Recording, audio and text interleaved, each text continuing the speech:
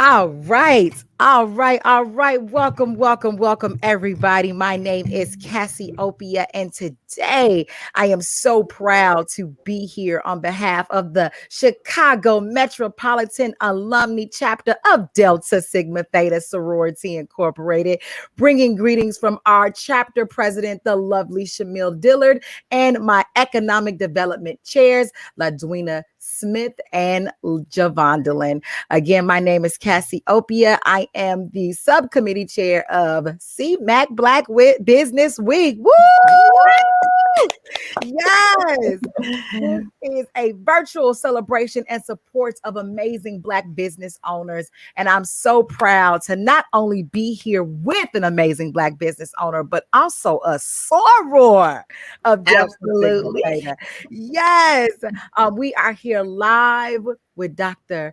Femi Skanes, and she has an amazing business that we're going to be talking about with her today. So how are you, Femi? How you doing? I am doing good. You know what? Before we kick off, though, Cassie, Yeah. it's hard not to go back to the 90s. Let me just say, I am so proud of you. Cassie and I have been knowing each other since Yes. high school. I looked up, I was like, Cassie is like a full-grown, like woman adult now, but you're really doing some amazing things with the Black Mall. So I'm so proud of you. I really appreciate it, and I thank you. And you are doing some dope things. I have been watching you, the development of your company. I mean, you come from an amazing family. And yesterday, I just have to mention this. I saw your beautiful post for your father and now ancestor, Dr. Conrad Worrill. And that was just so beautiful. We were there for the procession of the celebration of his life yesterday, last year, and you are just a shining example of what legacy looks like. Well, thank you. And you know what? We're going to talk about my business, but there's no way that I could do this without, just giving even a shout out to my younger sister, Sobina, who's also doing some dope things in the community for leading up to Juneteenth. So you all may see some stuff happening on 79th Shy Village Kids. So I have to shout out my younger sister, who's like, she's doing it over there in the community. Oh, that's so good. I love it. Come on now, go Juneteenth. Happy Juneteenth, everybody. And before we continue, everybody, I need you all to quickly like, comment, share, do it right now. And while you're liking, comment, I'm seeing those likes go up. I love it. Thank you so much. Please also make sure to drop us a little hello. Put a comment in there. I see Joyful is already commenting. Thank you for being here and joining us. And somebody, y'all, the rest of y'all, go ahead, give us a line, a hi. I know that my economic development committee is on here. I know that there's sorors watching. Go ahead, give us a shout, show us some trunks up, do some good stuff. All right, let me tell us about your business. And how did you start it? Okay, so let's talk about Leadership Edge, which is it's really an interesting story. So I tell people all the time, I am a public school administrator by day, Leadership Edge by night. So Leadership Edge LLC is an educational consulting company. Our core values are really simple. Leadership is a lifestyle.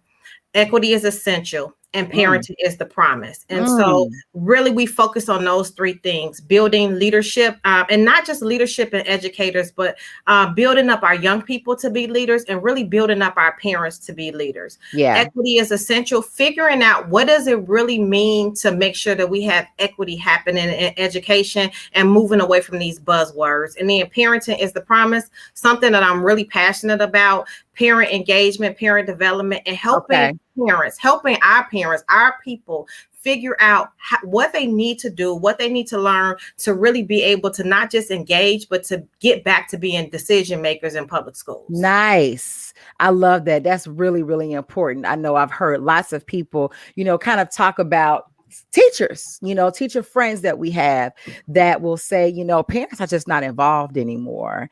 And, when we think about the way that our community is and the way Chicago is and some of the not so bright, shining aspects of our community, it's because we're not all connected anymore. And so I'm loving this Parents and Promise that you all are that you are pushing through your business. But I love to backtrack a little bit and kind of get to the beginning. What made you start your business specifically in the educational field when you're already a teacher yourself?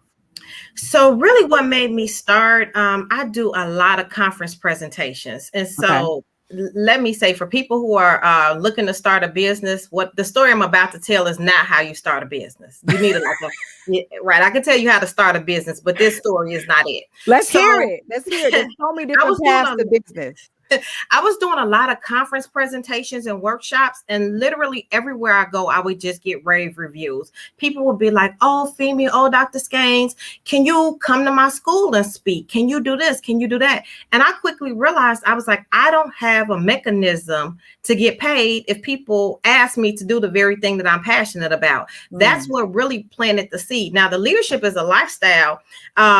Parenting is the promise, equity is essential. I had written that down a long time ago. And so I don't know. I just kind of came. I'm a leader, but I've probably been a bossy little, hey, Bonnie Pooh. I've been a bossy leader since probably kindergarten, right? So I've always had these leadership qualities. And so I came up with Leadership Edge. Edge is actually an acronym for Educational Design Generating Excellence. So everything that I do is about literally educational design that is generating excellence. And so people started asking me to present. I said, okay, I got to figure out how to do this. And so I came up, I said, you know what, I'll just kind of start a business. And literally that was the inception of it. I started the LLC. It kind of sat dormant for a little bit, so I had it. But just really in the last couple of years, I started, putting pencil to paper, coming up with a business plan. That's how I started. I'm passionate as an educator, but not only am I passionate as an educator, I'm passionate as a school administrator, and then I'm passionate as a parent, right? So I tell people all the time, I feel so blessed to be able to walk life on life with our parents, to tell you what does it mean to be a parent, in a public school system. I have 3 kids of my own. They've gone through Chicago public schools. I get it. Yeah. So that's kind of how it started, trying to figure out people asking me, let me see how I can make money. Yeah.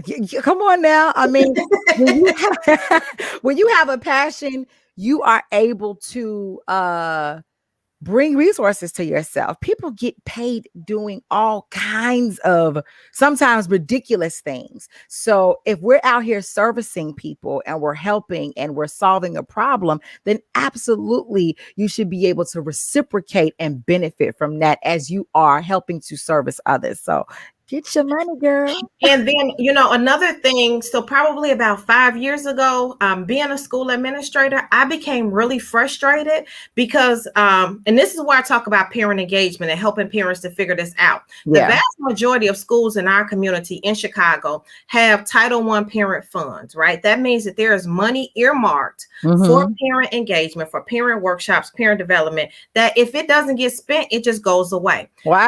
I have such a hard time finding quality vendors to come in and to work with our parents. And I said, wait a minute, it just kind of sparked something in me to say that there's a need. Now, though I still work a lot with parents in CPS, but of course I can't do it because I'm employed by CPS, but I do work with charter schools and, schools in the suburbs or whatever, just because I realize that our parents need somebody who understands the journey, who understands raising kids in Chicago, and then being able to bring high quality programming. So that's really how I got started. So kind of give me some examples of some of the activities or programs that you actually do with the parents. So some of the things that I do with parents are just parent workshops, right? So if you're a non-for-profit, if you're a church, if you're a public school or private school, and you say, I want to do parent programming, I don't believe in professional development or professional engagement in a box. We sit down, we talk about what are you trying to achieve? And once you tell me what you're trying to achieve, then I'm going to tell you honestly if I can meet that need or not. And so we take it from there. So let's say you're a non-for-profit and you're like, hey, I want to do this parent engagement workshop.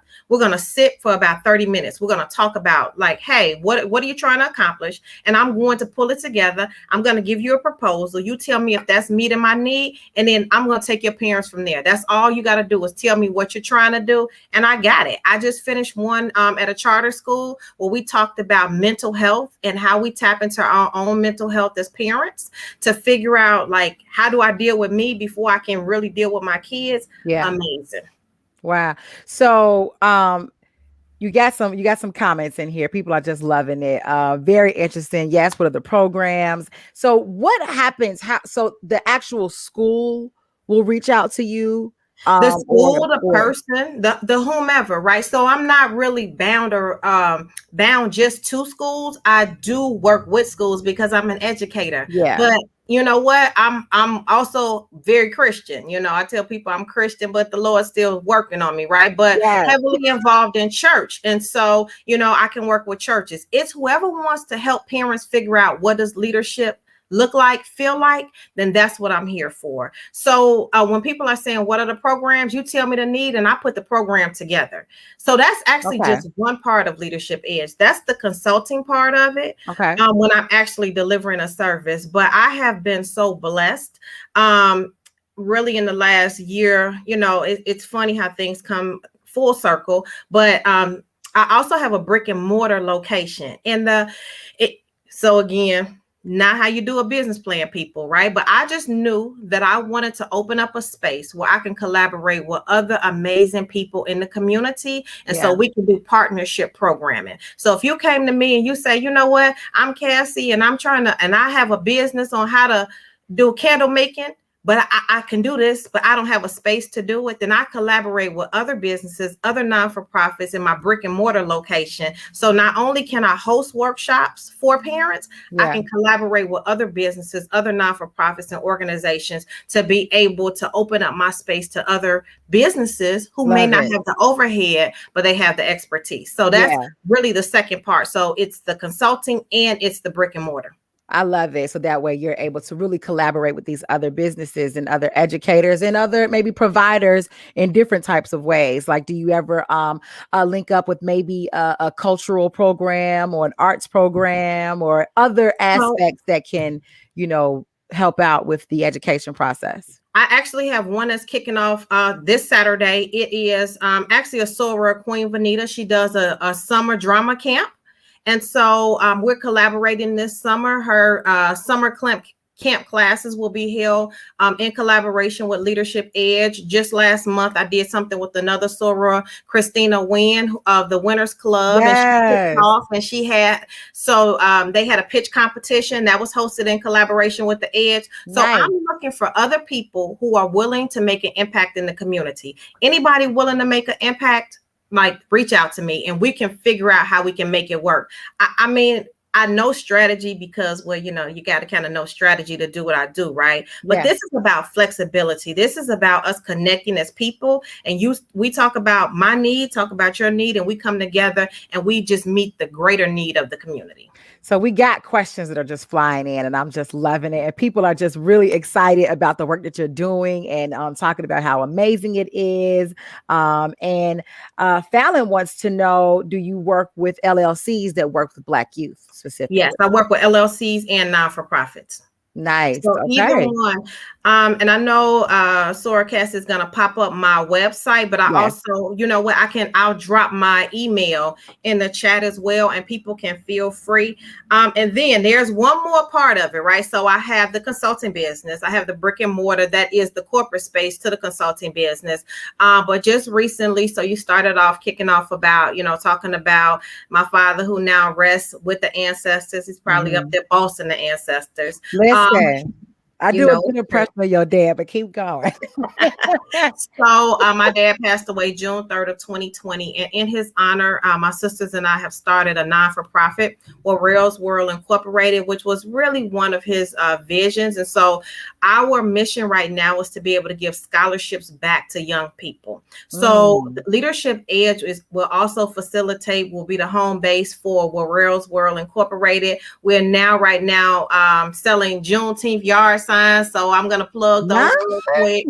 We do have Juneteenth yard signs, but the proceeds from the yard sign is not just about putting it in the lawn. That money goes back to fund a scholarship. And so we're funding a couple of scholarships for CPS students. So, we got 3 different things that are kind of happening here. Okay. I'm loving it. Now let's go really quickly. And I got a few more questions that I know I need to dig into. We got about, 10 more minutes, but you keep mentioning this is not how you start a business. So tell us now, right? So how long have you been in business with Edge? So I have had Leadership Edge for 3 years. So Leadership Edge actually kicked off in March of 2018. So when I say this is not how you start a business, if I gave anybody some advice right now, I would say that I should have really started with a tight business plan. And even though your business plan will develop over the years, I really probably should have put the pen to the paper early on. That's number 1. And then number 2, now that we know better now because, the PPE loans have come out. But I would have said that I should have started filing taxes from day 1, which I didn't do. So just some, strategic kind of business moves. But I'm getting better. My son, does his own videography, photography. So I started him with his own LLC last year. So, even working under that, at 16 years old, he has his own LLC, Opinionation LLC. So now I have a better understanding. And though I majored in business in undergrad, I just sometimes we know better and we just don't do better. So that business plan, though, really helps you hone in on what you're trying to accomplish. Leadership Edge can do a lot of things, but there's some things that I don't necessarily do because that's not my market. But I can, for example, I can write curriculum, but I don't love it, right? So if you're looking for an educator who you want to write curriculum, then I'm going to partner you with, with my friend, Dr. Andrea Brown Thurston, because curriculum is her thing. So you got to know who's your niche market so that you can really hone in and perfect it. Okay. I love this.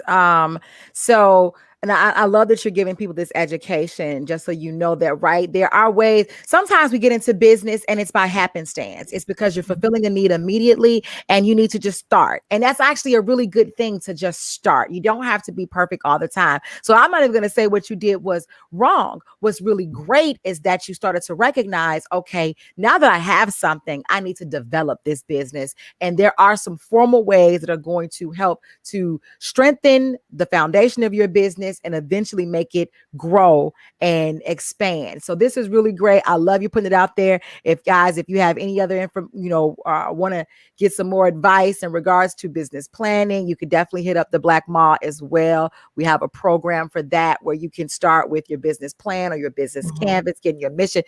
I'll say this to everybody: mission, vision, purpose. They seem so simple. Writing that out actually can take months to really perfect. Start there and it'll really start the path of your business. Even if you're already in business, get that mission, vision, and purpose on. But let's go back here because we got what I think what you said is perfect to people, right? The mission, vision. And for me, even my core values, I started off with is real simple. Leadership is a lifestyle, parenting is the promise, equity is essential. No matter what you ask me about, like I'm partnering with people who you can align to one of those 3 things. So really knowing what your core values are. And I think that helps you, right? So you're right. You have to have your mission and your vision, but I will push us on even knowing your core values and really being able to have your tagline. If somebody asks you what you do, you can't be and you got to know. Yeah. Look, so I got to give one more shout out. So I talked about my son's LLC. And then during the pandemic, my daughter also started her own lip gloss business. So, she does the Money Shop. She learned how to make the lip gloss is actually really good. Vegan friendly, no animal cruelty lip gloss. I think she may still be on, Money, go ahead and drop your link in. This is not just about us. This is about everybody shining. There's room enough for everybody to shine. Well, we're going to have to get Imani on the CMAC Shopping Network that we're doing on Saturday during Juneteenth. So that'll be virtual as well, and you guys will be able to tune into that. So I love it. Let me see. I think there were some questions in here that everything is just coming in so fast. But I know I can't find where the questions were again. But I know that Tiffany is saying, Keisha, thank you. I'm so intrigued and will connect with my son's school along with Dr. Skanes. So you've got some great stuff in here. Let's see. We got High Source. This is a great conversation. Thank you so much. Femi, your son may need to be an S corp to save on taxes. Okay, Alexis. So she's gonna listen. Alexis is coming up next, and she's gonna be talking to us a little bit more about these different business structures.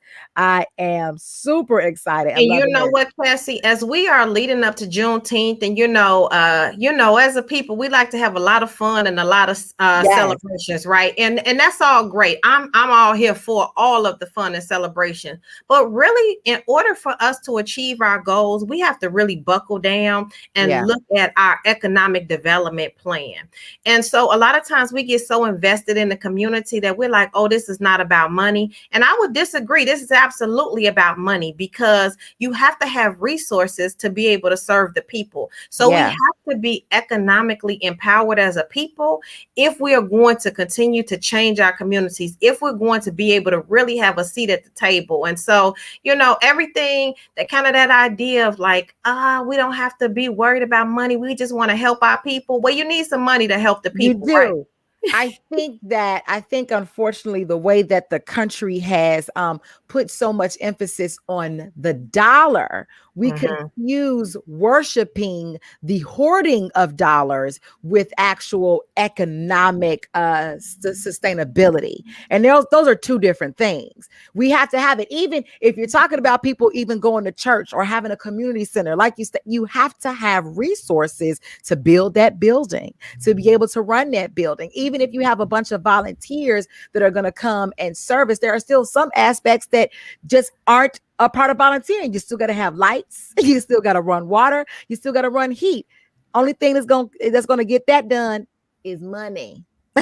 And I love what you said. This is not about us hoarding it. This is about us gaining resources so that we can invest back in the community. And specifically, we can have resources to invest back in our young people. We are seeing our young people struggle because we have to continue to invest in them. We cannot be so frustrated with their behavior that we disinvest. In fact, when we see that their behavior is inappropriate, we have to overinvest, because the more that we disinvest, it doesn't get better, it gets worse. Yes, absolutely. And while you guys are listening, the comments are just coming through. Y'all are just sending so much energy to us right now. I'm so grateful and thankful.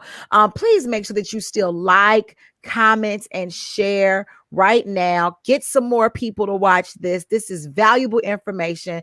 Dr. Femi has an amazing business that I know that you guys will want to collaborate with. Lots of people are already shooting you messages like, we're going to be contacting you. We want to collaborate with you. We want to do some work with you. This is something that's going to be great for my children. And you've already mentioned that you have multiple lines for the business. So you have your B2C, which is going to be to the actual direct parent, it's themselves. You got your B2B on two different levels where you're working directly with organizations and schools and institutions. And you have another aspect of B2B where you can collaborate with other service providers like yourself that might need a space.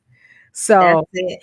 And I didn't say, this is probably my first time kind of saying publicly. Some people know behind the scenes that my goal really by the end of 2021 is also the release of a book that I have been working on for a while. So, you better get that merch, honey, the book. The book is coming out. And so the book is specifically a devotional for school leaders. Being a school leader is a really, it's a heavy lift. It's kind of like motherhood. You don't get just how difficult and stressful it can be until it's your turn to do it. And so, I'm working on, I'm actually 90% done. I just need to get that last 10% so that we can go to edit, go to print, publish all of that good stuff. So be on the lookout for the book that should be rolling out this year. I love that. Dr. George Fraser of the Power Networking Conference. I think one of the top Power Networking conferences and all Black conference, but it's still one of the top conferences, period, in the nation, states that every Black person should write a book for multiple reasons. Of course, it's a great way to bring in an amazing amount of income that can just keep living even beyond your time on this planet. And B, we don't have enough books by us that are going to speak from our perspective, right? That is super important. So I'm super excited. I can't wait to get that book. So thank you. So, Cassie, I have to say once again, thank you so much. I would, in the famous church words, right? I would be remiss if I did not say, thank you to the sorority. Thank you for, yes. I'm just so delighted to be a part of CMAC Chicago Metropolitan Alumnae chapter, an amazing chapter of Delta Sigma Theta Sorority Incorporated, because our sorority is doing some great things in Chicago and really all across the world. So yes. I'm so excited to see us doing this as a sorority. Yes, I am too. This is really, really amazing. So everybody, please go and visit fssleadership.com. Dr. Femi Skanes, she is amazing. She is and she's powerful, and it's going to be really great for you, your child, for the school system you work with, or the business that you work with. And we're so thankful to have you here. Make sure that you all are also checking out CMACdeltas.org. That's the website for the Chicago Metropolitan Alumni Chapter of Delta Sigma Theta. If you want more information about different programs and events that we have coming up, do that and follow us on Facebook and Instagram. And then this is in collaboration with theblackmall.com, an aggregator of Black-owned businesses nationwide, where we help to promote, celebrate, and sell and support amazing Black-owned businesses just like Femi, Dr. Femi Skanes. I thank you so much. People can check out my Facebook or my LinkedIn at Leadership Edge LLC. And you can check me out at Twitter, simply my name, Twitter at Femi Skanes. So I love it. So that also into the comments. Okay, will do. Thank you. All right. All right, ladies and gentlemen, I just really appreciate it. If you all are loving this today, go ahead and throw me a thumbs up into the comments. I'm about to bring on another powerful sister, Black business owner and member of Delta Sigma Theta Sorority Incorporated. So go ahead. Let me see these. I see T McCann out there. She says, nice. Shout out to T. All right. Katrina is saying great information, ladies. Thank you. Rukia is saying such great information. Oh, my girl Tiffany Gavin is like, oh, we're strong with the red, black, and green hearts. Oh my goodness. This is really, really dope. Carlita's got the thumbs up. Keisha's got the thumbs up. Kyla's saying this is awesome. All right, you guys, without further ado, all right, I am about to bring up my next guest and soror Alexis Hart McDowell. Hello. How are you? I am great. I am on fire after listening to Dr. Femi Skanes. Oh my God, soror Femi. She just had me over here. I'm in the backstage room like, yes. She was speaking my entire love language. Thank you, Dr. Femi, for all of the information and wisdom you just dropped on us. It was straight fire. I mean, that quote, we cannot disinvest in our youth. Yes. She took me out. Yes. She took me out. Yes, Dr. Femi, we cannot disinvest in our youth. Oh my goodness. So good, Cassie. Thank you. It's man. So good to be here. I don't even know what to do after following Dr. Femi. You're about to be dynamic in your own right. We're going to keep lighting up this screen. We got Alexis here of Epic Impact Investors. So y'all start coming around. Again, I need you guys to do what you need to do. And y'all already know, like, comment, and share right now. Take a second. I'm loving it. We've gotten up to 40. I really want to get this up to 100. I know that we're going to get more viewers and stuff even afterwards, but if you're at lunch, this is a perfect lunchtime chat that you can listen to. So grab your lunch, grab your drink, sit on down, and come soak up some of this amazing energy and this powerful Black business that we're presenting for you all today. All right. Okay. The comments are going up. I am loving it. Let's see. This Taze Crawford says, hey, Alexis. Hi. Hey, Tyus. Dr. Tyus. All right, Dr. Tyus. And then we got Robbie that says, great information. My sister Greeks, Zeta Phi Beta sorority is supporting you. Oh, shout out to the ladies at Z Phi B. And Amy is saying, amazing forum. Thank you so much. All right, Alexis, you ready? Yes. If you stay ready, you don't have to get ready. Come on, you better say that now. You know, Delta, stay ready because you're devastated. Tell us about your business. So I have founded Epic Impact Investors with my husband, and Epic Impact Investors is a dual purpose company. So our first purpose is we are a Black-owned hard money lending company here in Chicago. So those flippers, developers, rehabbers who are working in our communities of color who have historically been undervalued and devalued, we have trouble getting access to capital to help with those renovations. So Epic Impact Investors is a hard money lender here in Chicago.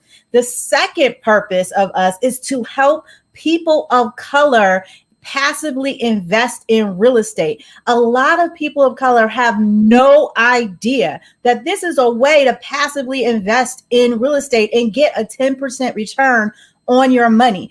I've been a real estate attorney for 20 years.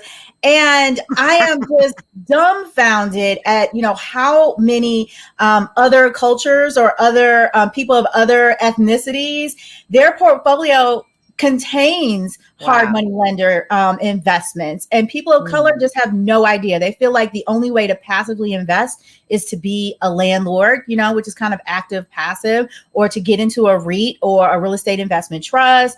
And then there's some barriers to entry to that. So that's our two purposes, is to give hard money loans to communities of color, developers of color, to help our communities and to help develop private people of color into capital investors. So you mentioned hard money loans, and you talked about a little bit who that usually goes to, but can you kind of go back into what a hard money loan is? Absolutely. So a hard money loan is a loan that is backed by a hard asset. That in this instance being the real estate. The real estate is that hard asset. So, for example, Bank of America, Chase, your Wells Fargo's, your PNCs, they don't issue these types of loans, right? Because they are into consumer loans. This is a commercial business loan. That's why it has to be a residential, non-owner occupied property, right? Because if you live in it, then Chase or BOA can give you a loan on it. We're not that type of lender. You run into a lot of federal regulations, of course, consumer protection laws. We are not that type of lender. Non-owner occupied residential rehabs is what we do. Okay. Non-owner occupied residential rehabs. Yes. Got it. So that's what a hard money loan does. Okay. That's really good. All right. So tell us, how did you, get into this? You mentioned that you were a lawyer. So what made you then go venture into now the lending industry? So let's be clear. I am still a real estate lawyer. Still run my own law practice. It's at enterpriseesquire.com, real estate and business formation needs. Now, I got into the lending because after being a real estate lawyer for so long and helping so many clients who are developers, who are flippers, right? Understanding that, wow, our communities are really suffering because they can't get hard money loans sometimes because they're undervaluing and devaluing our properties. We know that redlining has historically been happening and still happens today. And I'm so proud of my sorority, Delta Sigma Theta Sorority Incorporated, for what it's doing to bring to light some of that redlining, including what they're talking about, redistricting after dark on our national level to kind of help our legislators and make us aware of what's going on that leads to things like redlining. So grateful to my sorority for that. But that's how I ended up into it. And I had some friends who were developers, and we started to privately invest in some of their projects. And that was years ago. And then I said, you know what?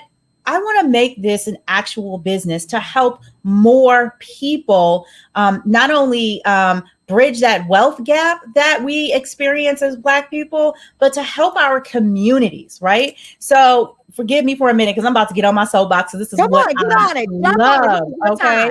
So when you invest through Epic Impact Investors, you know, the investor is typically a person of color, right? We're a Black-owned hard money company. The flipper or the developer is typically a person of color as well. They're using contractors who are Black and brown. They're getting skills and education in areas that they can have a viable life and create a sustainable livelihood for their families with up against barriers that they probably couldn't do otherwise if they are returning citizens or ex-offenders or have some type of thing on their record that they're not able to pursue other things, right? The homeowner is typically a person of color. That means we're investing in our communities. We're getting that vacant building off of your block, out of your neighborhood. We're getting it back on the rent rolls, which means more money can be invested in the communities. That home is now occupied by someone who loves and wants to be a part of that neighborhood and that community. So it's a full circle that I call the circle of Black wealth, right? The circle of capital. And it all started when someone like you or me, a person of color, is the bank, and we start to invest, and that full circle is just people of color. And now we've helped our entire community, all starting from capital. Black and access to capital has traditionally and historically, and even today, been our biggest issue. So I'm sorry, I'm gonna step that off my soapbox now. I just, this is just my passion, and I love to help my people in my community. You are. That was just so necessary to, you know, to understand, you know, what we can do collectively to empower ourselves. It actually makes me think about, you know, when I hear about policy back in the day, which we now know as the Illinois lottery, and it was stolen, you know, from Black people back during even the Great Migration days when they were coming up here to Chicago, running numbers, and those people who had all the funds from the numbers actually financed banks and hotels and restaurants for Black-owned businesses all throughout Bronzeville and Chatham and lots of areas in the on the South Side that were thriving. Now we have you all have come up with some other ways for us to pour our money into and be able to put back into, you know, this economic development that's needed. And of course, it's completely legal. It's completely legal, yes. And it's been going on for decades upon decades. Hard money lending is nothing new. You can find a hard money lender in any state across the nation, okay? And then being able to, and what people don't realize, and this is our second mission, as I stated in the beginning, was you can invest through a hard money lender. There probably isn't a old white man on the golf course whose portfolio doesn't include some money invested in a hard money lending, right?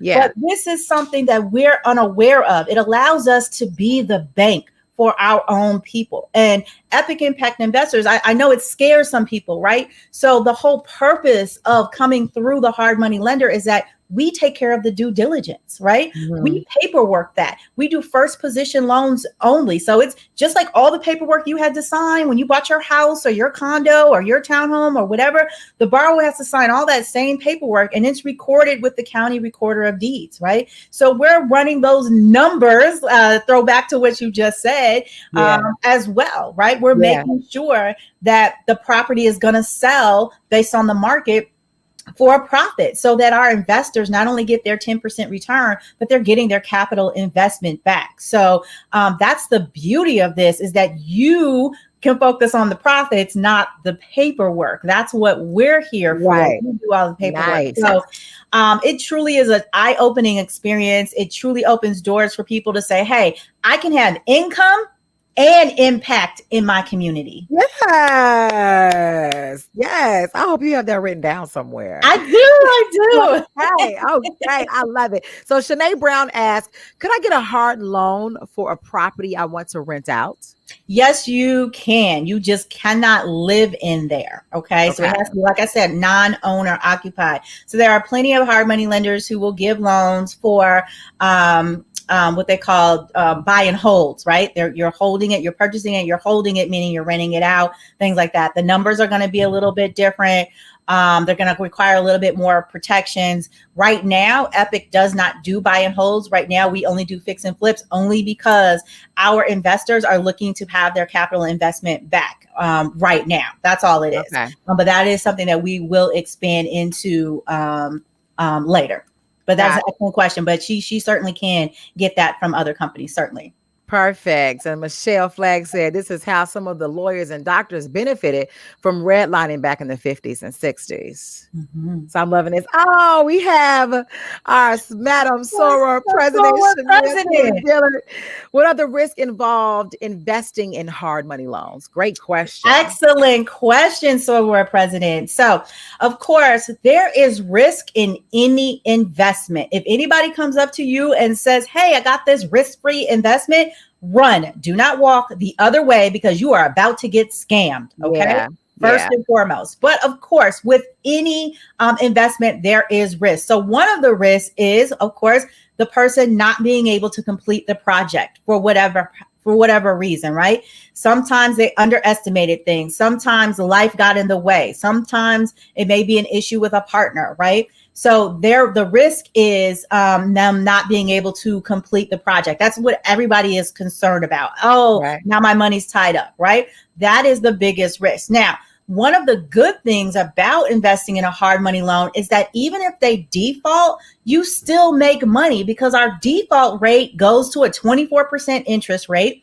We only loan up to 65% loan to value. What that means is, or ARV means after repair value. So if the after repair value is going to be $300,000, we're only loaning 65% of that number. And why is that?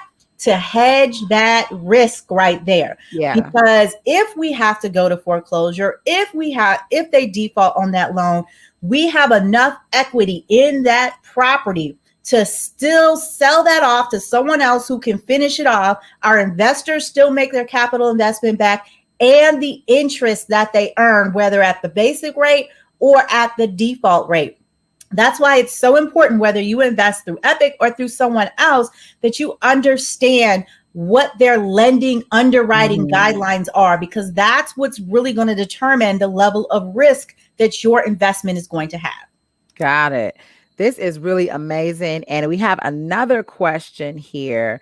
CMAC Soror here in search of a hard money lender and have 2 vacant lots in Inglewood. How do I reach you?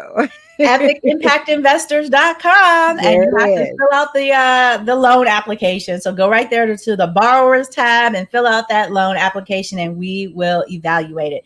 And I think that is so good. So let's talk a little bit about the evaluation standard too, right? Because some of you all are looking for hard money loans, whether it's through Epic or through another hard money lender. I want you all to be successful because I'm hoping that you all are going to help make our community successful. So I want you all to have this information, right? So one, you got to know that you're going to end up bringing money to the table. You're going to pay a higher interest rate, and you're going to end up bringing 25% to the table, sometimes even 30% to the table. So know that going in, okay? Know that going in so that you can have a better idea of how to get your loan approved, okay? Now, I'm just going to say, and I'm going to clean this up in just a second, we loan at 13% in 3 points. And I know some people are like, oh my God, 13% in 3 points, right? 3%. Can you explain further what that means? Absolutely. So 13% is the interest rate. That's the interest rate the borrower is going to have to pay on a monthly basis. And then the 3 points is the origination fee for the loan. Now, Epic only keeps 3% of that 13%. The 10% goes to our capital investors who funded that loan. All right. Got it. And then we keep the 3 points. Now, before people turn their nose up at that, you have to do a side-by-side comparison. I have been doing real estate deals for, like I said, 20 some odd years. I've seen these closing statements. I've seen these HUDs. These lenders, other lenders will quote 9%, 10%, 8%, but then their other fees are astronomical, and you end up paying more with them than you would had you came with us. So do the math, right? Yes, do your math. So I just want to drop that little gem for you all who are looking for hard money loans. get all of their figures, all of their numbers, put them in a spreadsheet, and then compare it side by side so that you get the best deal for you. And remember, our investors, people of color. So they're looking for that 10% return. So again, they're helping you, you're helping our community. So it's a full circle. So I want you to feel, an obligation and a duty to say, hey, I need to finish this project the best way I know how, because I've got Black people, brown people investing in me. Yeah. I love this. So Carlitha is asking, what are the basic requirements for the loan, such as minimum credit score, et cetera?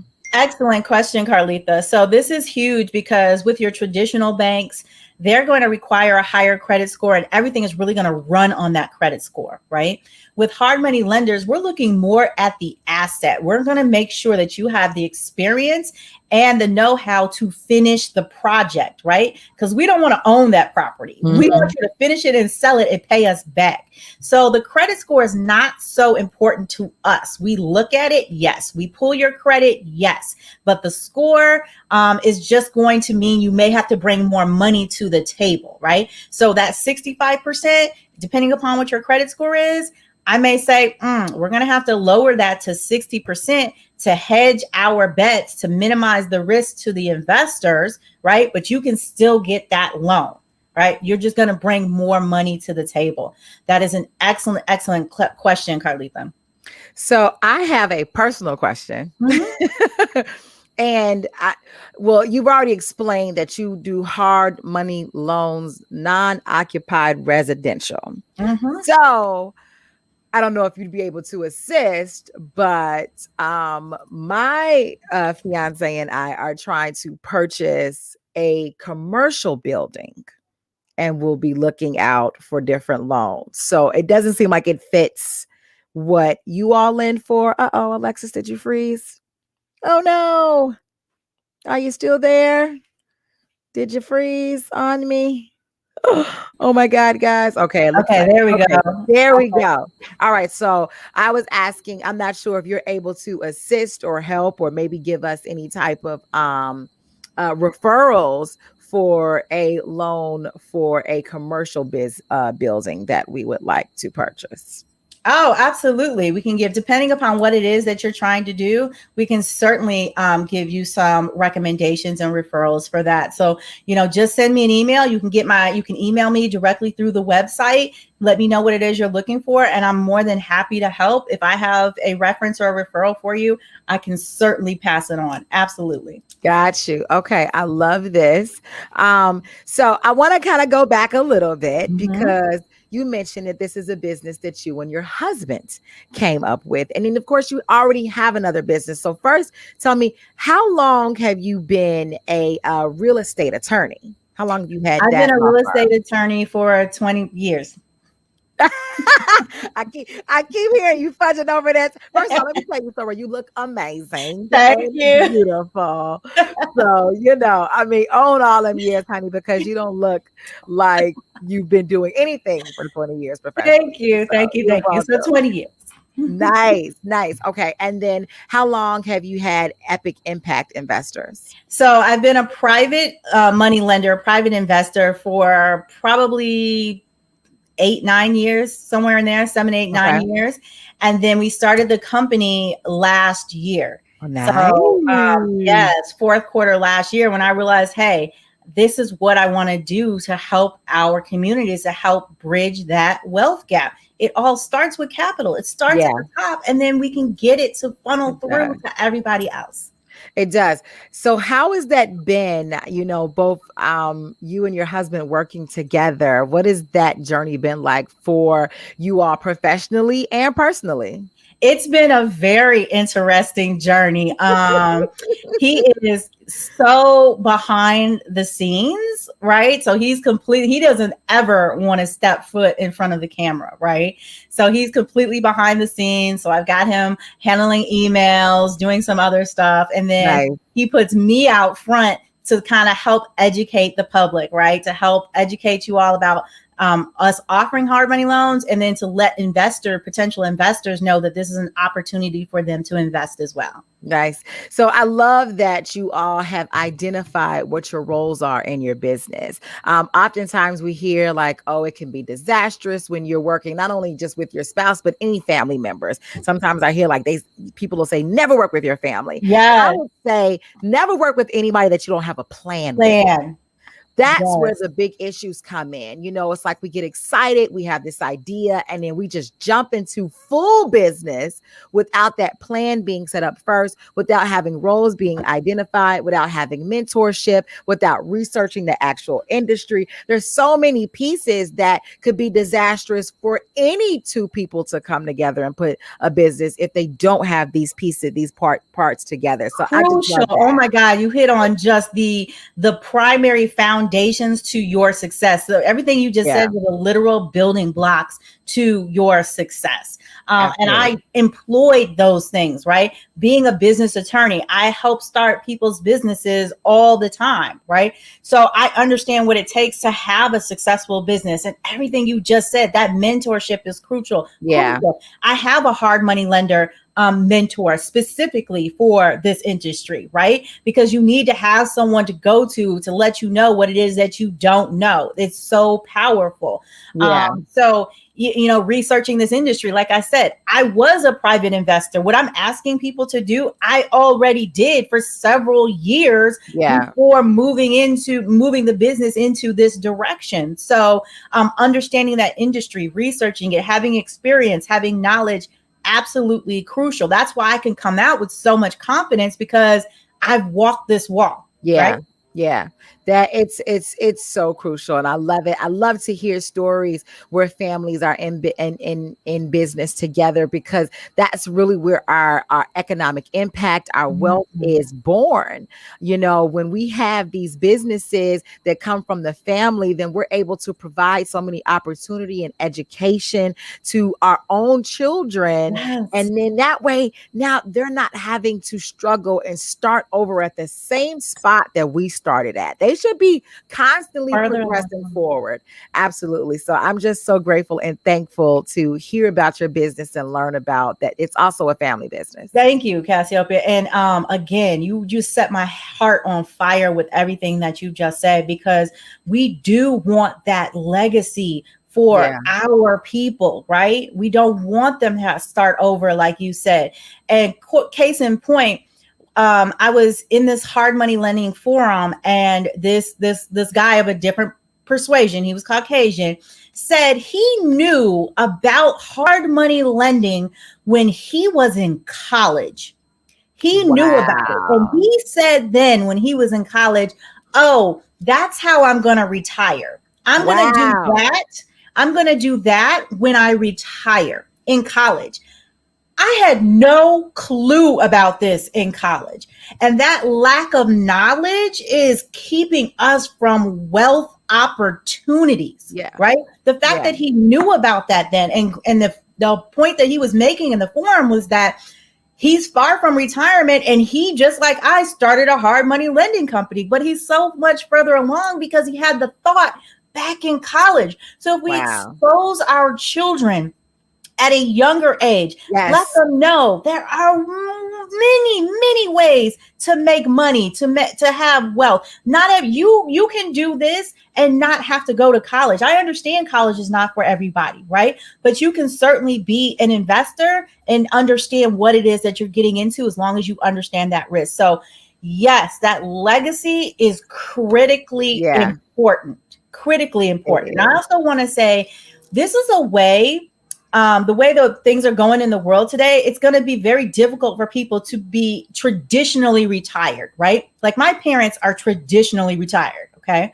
But it's going to be harder for us to traditionally retire, meaning not actually going to a job and just sitting off money that you saved, okay? Yeah. So this allows you to be extremely passive and have some income coming in and have your money making money for you, whether it's right now or in retirement. So understand how it can be used to help you as you're moving into that retired direction. Absolutely.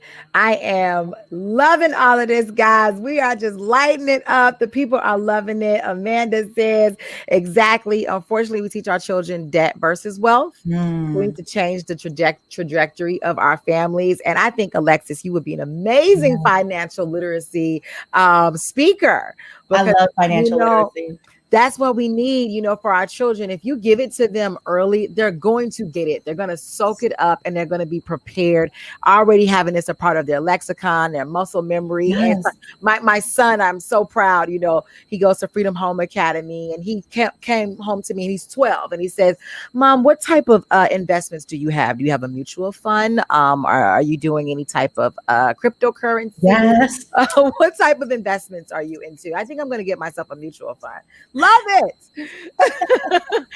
Train them up right. Train them up right, you all. Yes. They need to know this. Yes. Madam Soror President Shamil Dillard says, how much do investors typically invest? Oh my God, I love this question, Madam President. And I'm so remiss that I didn't speak on it before because it's really one of the selling points of Epic Impact Investors. So a typical hard money lender is going to say, hey, we need you to have 100,000, 150, 200,000 to fund a renovation deal, right? I understand that is a barrier to entry for many people of color. Yeah. So we've lowered that barrier entry, right? And we like for people to have 50,000, but even that is a lot. So the minimum is going to be 25,000. All right.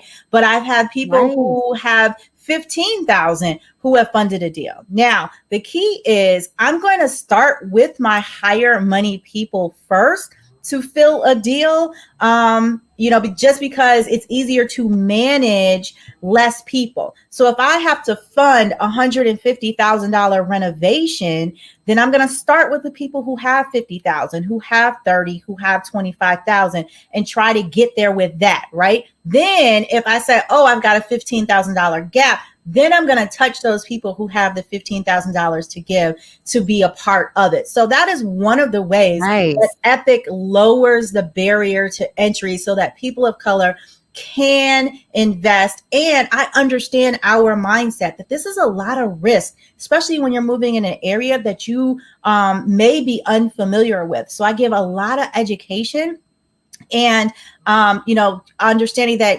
this risk is something that you're going to have to work through by gaining knowledge. Right. And it's really, your risk really stems from fear of loss of your investment. And I get that because nobody wants to lose money. I understand. This is powerful. Alexis, you were, concerned in the beginning coming from Dr. Femi Skanes, and you were just as powerful. You guys just lit this room up. I'm so grateful and thankful to have you all a part of CMAC Black Business Week. And I need everybody to go and visit epicimpactinvestors.com today. Learn more about how you can contribute to the economic stability and uplift of our community. And I have to say thank you so much to the Economic Development Committee. This is such an innovative and forward-thinking idea. I have to give all honor and gratitude to the Chicago Metropolitan Alumnae chapter of Delta Sigma Theta Sorority Incorporated, my chapter, the great chapter, CMAC proud, CMAC strong. So grateful to be here, and to our Soror President, Shamil Dillard. I'm very, very grateful. Thank you all. Thank you. Thank you so much. We're so thankful for having you, Alexis. And we will see you next time. Yes. Have a good one. Thank you. So everybody, this was so powerful. So I need you guys to still go ahead and like, comment, share, because this has some amazing replay value. So get this out, put it on your timeline, share it, tag some people who love supporting Black-owned businesses, tag some people who need education and parenting development, tag some people who need financial literacy, are looking for some investments, maybe need some loans. Tag everybody. Let the world know these women are dynamic. I love you guys so much. So again, on behalf of the Chicago Metropolitan Alumnae chapter of Delta Sigma Theta Sorority Incorporated and the Economic Development Committee, I'm Cassiopeia of go and check out cmacdeltas.org, please. And you can register on there for the rest of our, we're going to be showcasing amazing Black-owned businesses all the way up until Saturday. So you don't want to miss anything. So register so that you can get the communication and know immediately. Go to cmacdeltas.org. Make sure you also follow CMAC Deltas on Facebook and Instagram. Come on, get our likes and subscribers up. And then also check out theblackmall.com. And if you have a Black-owned business, you can get there listed for free. This is your girl, Cassiopeia of the Chicago Metropolitan Alumnae Chapter, signing off. We'll see you guys tomorrow again at noon. Peace.